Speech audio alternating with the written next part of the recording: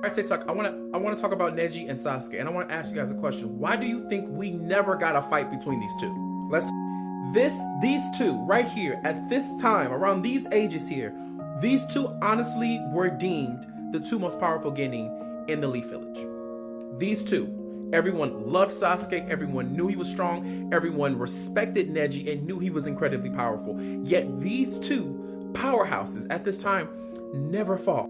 For some reason, the chunin exam gods never matched them together. And honestly, I think this would have been a better match in the chunin exam. And I say this because I think this would have truly proven who was the absolute best. Now here you have two ninjas from two prominent clans, both with incredibly powerful ocular KK Genkai. And this would have been a battle of the ocular KK Genkai. That's what I'm. The Sharingan versus the Byakugan. Like, what? Like, who would win? This fight would have been so good to see how the Byakugan fares up against the Sharingan and how the Sharingan fares up against the Byakugan. Because just like Sasuke can see everything slow down with the Sharingan at this time, Neji has 364, well, he has a blind spot, so 364 degrees of vision, and he has the most powerful taijutsu in the Gentle Fist. So how would Sasuke evade that? How would Sasuke attack? Will he use long distance ranges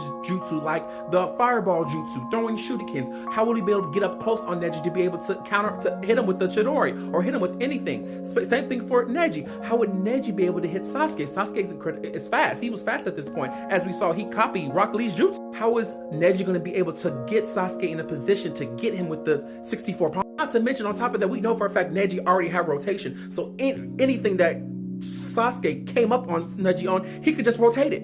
Honestly, it's going to come down to stamina. Who has the most stamina to withdraw the other person? I definitely think this fight will come down to sort of a kunai fight, throwing some shit, maybe some kunai close-up combat.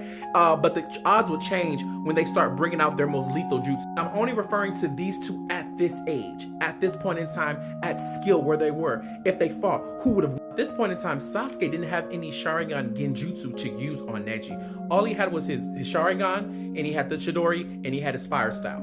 And then he had his, I guess, Rock Lee's jutsu that he copied. Is that enough to defeat this Neji who had been training up for this point? In my eyes, I would say no. I think that at some point in time, Neji would absolutely get the upper hand and hit him with the 64 palms.